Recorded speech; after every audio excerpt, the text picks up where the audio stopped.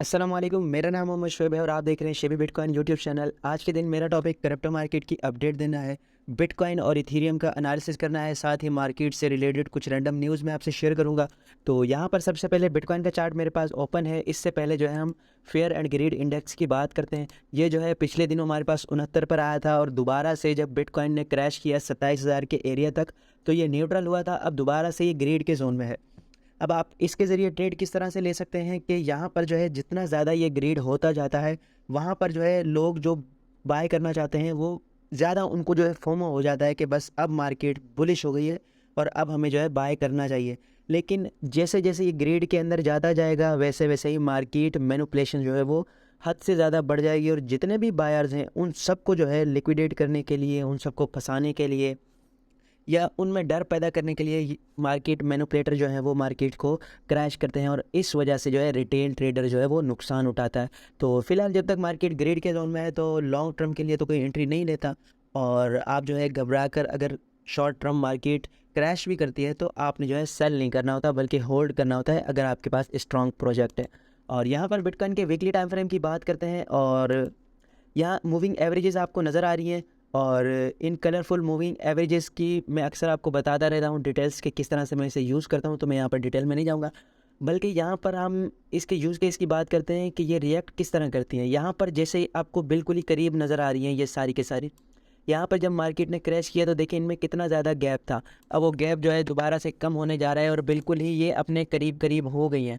तो अब इसमें जो है क्या रिएक्ट हो सकता है कि यहाँ पर जो है ऑलमोस्ट 25,000 के एरिया पर इसकी एक स्ट्रॉन्ग सपोर्ट बनने जा रही है, जिसके बाद जो है हम बुल मार्केट को वेलकम कर सकते हैं। अब यहाँ पर होगा क्या कि यहाँ पर जो है सारी की सारी मूविंग एवरेज इस तरह से, अब जैसे यहाँ पर जो है हल्का सा क्रैश आए तो ये भी इनके साथ मिल जाएगी। जब ये सारी मूविंग एवरेजेस इस तरह मिल जाएंगी आपस में तो ये स्ट्रॉन्ग सपोर्ट का किरदार अदा करेंगी और वीकली टाइम फ्रेम में मूविंग एवरेज कोई भी हो वो स्ट्रॉन्ग रिएक्ट करती है। तो यहाँ पर हमें जो है एक स्ट्रॉन्ग पुल बाउंस बैक मिल सकता है और उस बाउंस बैक के बाद जो है हम एक बुल मार्केट को जो है कंसिडर करेंगे।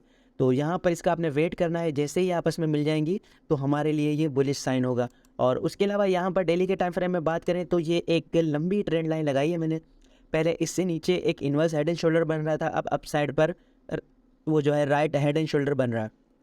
तो यहाँ पर जो है अगर हम देखें तो इसके हिसाब से जो टारगेट इसका बनता था उसे इसने अचीव नहीं किया है। यहाँ पर अगर हम इसको कैलकुलेट करें अप साइड पर तो ऑलमोस्ट 35,000 का एरिया बनता है। लेकिन इसके ब्रेकआउट के बाद अगर हम देखें तो यहाँ पर जो है इसने इसका जो एरिया बनता था वो बनता था हमारे पास 32,000 का। हालांकि ये मैं पहली बार कैलकुलेट कर रहा हूँ, लेकिन 32,000 एक स्ट्रॉन्ग सपोर्ट है। तो उससे जो है मैं आपसे बार बार डिस्कस भी करता रहा हूँ कि यहाँ पर 32,000 पर इसकी स्ट्रॉन्ग रिजेक्शन मौजूद है। और उसके अलावा अगर ये राइट साइड पर जो आपको शोल्डर नज़र आ रहा है, सीधा शोल्डर है, हेड एंड शोल्डर, तो यहाँ पर जो है इसका अगर हम कैलकुलेट करें एरिया तो यहाँ पर जो है मैं आपको एक तो माजरत चाहता हूँ आपसे कि बार बार आपसे एक ही चीज़ डिस्कस करता हूँ, लेकिन जब तक मार्केट में कोई चेंजिंग नहीं आएगी तो मैं बार बार जो है आपको यही चीज़ें बताता हूँ, तो इससे आप भी जो है वो प्रिपेयर होते हैं और मार्केट के लिए रेडी रहते हैं कि मार्केट जो है किस तरफ जाएगी। तो अगर यहाँ पर इसने इस हेड एंड शोल्डर को ब्रेकआउट करना है तो एक शॉर्ट टर्म हमारा एक पुल बैक हो सकता है। उसके बाद जो है ये 32,000 पर जा सकता है, या फिर यहाँ पर एक सिमेट्रिकल ट्रायंगल भी आपको नज़र आ रहा है इस शेप में। तो इस सिमेट्रिकल ट्रायंगल के अकॉर्डिंग मैंने कल आपसे शेयर किया था कि यहाँ पर इसका ब्रेकआउट हमने देखना है। अगर यहाँ इसी एरिया को हम दोबारा कैलकुलेट करें और यहाँ पर ब्रेकआउट होता है तो हमारा 32,000 की रेंज ही बन रही है और डाउन साइड पर अगर हम इसको लाएं तो हमारी 25,000 की रेंज बन रही है। तो इन दोनों रेंजेस को आपने वॉच करना है। यहाँ पर जो है सिमेट्रिकल ट्रायंगल भी बन रहा है और एक हेड एंड शोल्डर भी बन रहा है और already inverse head and shoulder बनकर जो है ब्रेकआउट कर चुका है। तो इन सारी चीज़ों को आपने रखना है। मार्केट में अगर कोई आपको ये कहता है कि मार्केट बस ऊपर जाएगी या बस नीचे जाएगी तो वो आपको जो है मैनिपुलेट कर रहा है, वो आपको सही नहीं बता रहा, क्योंकि मार्केट में कब पैसा आएगा, कौन पैसा लगाएगा, कोई भी एग्जैक्टली प्रिडिक्ट नहीं कर सकता। और यहाँ पर इथेरियम की बात करें तो इथेरियम के लॉन्ग टाइम फ्रेम में मैं नहीं जाऊँगा, बल्कि 1 आवर के टाइम फ्रेम में यहाँ पर मैं आपको बताना चाहता हूँ कि अगर आप इसमें ट्रेड लेना चाहते हैं तो किस तरह से लेंगे। और यहाँ पर जो है मेरे पास 2 एरियाज़ हैं जहाँ पर जो है विक फिशिंग हो चुकी है। तो अगर आपने शॉर्ट की ट्रेड लेनी है तो ये वाला आपका एरिया होगा और इस साइड पर जो है आपका स्टॉप लॉस होगा यहाँ तक, ठीक है। और उसके बाद जो है आप इस रीजन को ट्रेड कर सकते हैं। और अगर आपने लॉन्ग की पोजीशन लेनी है तो आपने वेट करना है इस डिमांड जोन में आने का, और डिमांड जोन में आने के बाद जो है आपकी यहाँ पर एंट्री होगी और यहाँ पर आपका स्टॉप लॉस होगा इस विक्स से नीचे, ठीक है। और उसके बाद जो है आप अपसाइड पर जो है ड्राइव कर सकते हैं इस ट्रेड को। तो इसके अलावा जो है एक और चीज़ मैं आपसे शेयर करूँ तो यहाँ पर इथेरियम की फ़ीस जो है वो तकरीबन 1 साल बाद जो है अपने हाईएस्ट पॉइंट पर है, 70 से 90 GV पर।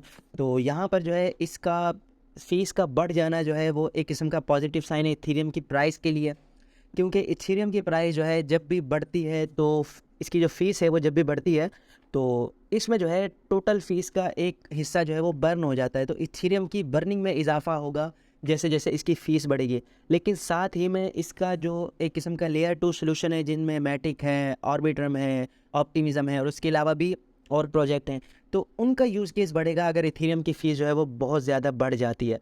और उसके अलावा जो है यहाँ पर मैं आपसे सेंटीमेंट का डेटा शेयर करना चाहता हूँ। अक्सर आप मुझसे पूछते हैं कि लॉन्ग प्रोजेक्ट जो है लॉन्ग टर्म के लिए कौन से अच्छे प्रोजेक्ट हैं, तो यहाँ पर टॉप क्रिप्टो डेवलपमेंट एक्टिविटी के हवाले से सेंटीमेंट ने एक डेटा शेयर किया है। ये सारे के सारे टॉप और बहुत अच्छे प्रोजेक्ट हैं और फंडामेंटली टेक्निकली सब अच्छे प्रोजेक्ट हैं, जिसमें पहला नंबर 1 डॉट है, फिर जो है कुसामा की ब्लॉकचेन है, फिर कार्डानो है, फिर हाइड्रा है और उसके अलावा ये ICP कॉइन है, एटम, और इसके अलावा ये सारे कॉइन हैं, इनको आप जो है देख सकते हैं।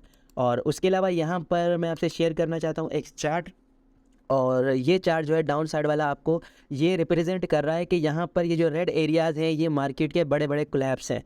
यहाँ पर जो है जब भी ये एक जो है लूना का क्रैश है, एक FTX का और एक मेरे ख्याल में सिलिकॉन वैली बैंक का क्रैश है, तो यहाँ पर ये जो येलो लाइन है ये शॉर्ट टर्म होल्डर्स को रिप्रेजेंट कर रही है। यानी शॉर्ट टर्म जैसे कि आप लोग में और जिस तरह रिटेल ट्रेडर हैं वो जैसे ही जो है मार्केट डंप शुरू करती है तो वो सेल कर देते हैं।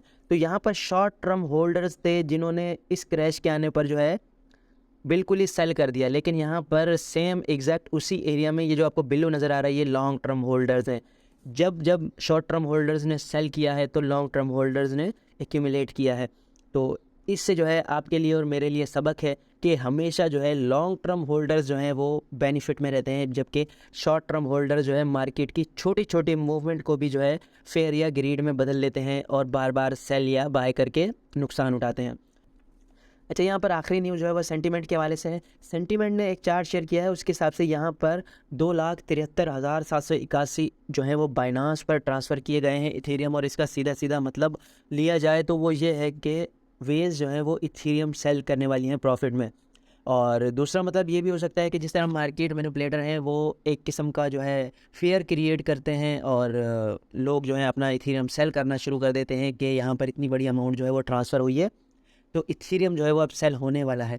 तो ज़रूरी नहीं है कि सेल हो, लेकिन फिर भी हमने जो है इसको वॉच करना है और इथेरियम के प्राइस को क्लोजली वॉच करना है। और जैसे कि मैंने आपको ट्रेड सेटअप बताया तो आपने उसमें स्टॉप लॉस लाजमी लगाना है, क्योंकि 505 मिलियन का जब इथेरियम में सेल प्रेशर आएगा तो इथेरियम जो है डाउन साइड के लेवल को रिटेस्ट कर सकता है। यहाँ पर मुझसे एक दोस्त ने पूछा था इम्पोर्टेंट इकोनॉमिक इवेंट्स के हवाले से कि मई में जो इवेंट्स हैं उनकी ज़रा मैं आपसे तफसील डिस्कस करना चाहता हूँ। पहला जो है वो फेडरल इंटरेस्ट रेट का डिसीजन है जो कि ऑलरेडी हो चुका है और मैं अपनी वीडियो में आपको बता चुका हूँ। और यहाँ पर 5 मई को US नॉन फर्म पेरोल्स का डेटा आने वाला है। ये भी एक जॉब का डेटा होता है नॉन फर्म के अलावा, इसमें भी जो है पता लगता है कि जॉब्स जा रही हैं या फिर मिल रही हैं। और 10 मई को CPI का डेटा आने वाला है। ये अमेरिका की महंगाई का डेटा होता है। इसमें लोगों की कुव्वत ख़रीद बताई जाती है कि क्या है। अगर लोग ख़रीद ना सकते हैं और महंगाई बढ़ रही हो तो इससे फिर इंटरेस्ट रेट बढ़ता है। और यहाँ पर PPI डेटा जो है वो प्रोड्यूस प्राइस इंडेक्स होता है कि प्रोड्यूस करते हुए किस कदर महंगाई है और क्या प्राइस चल रही है, तो इसका भी जो है मार्केट पर इफ़ेक्ट होता है। और आखिरी जो है वो GDP है जो कि 25 मई को आएगा। और इस GDP की रिपोर्ट से ही सारा का सारा ये ऊपर का डेटा जो है वो लिया जाता है। GDP से मुराद होता है कि किसी भी जो है मुल्क की इकॉनमी जो है वो किस तरह से वर्क कर रही है, वो प्रॉफिट में वर्क कर रही है या फिर लॉस में, तो उसके हवाले से फिर सारी के सारी जो है ये कैलकुलेट की जाती हैं। तो ये थी आज की अपडेट। उम्मीद है कि आज की अपडेट भी आपके लिए इन्फॉर्मेटिव रही होगी। मिलते हैं अपनी नेक्स्ट वीडियो में। अल्लाह हाफिज़।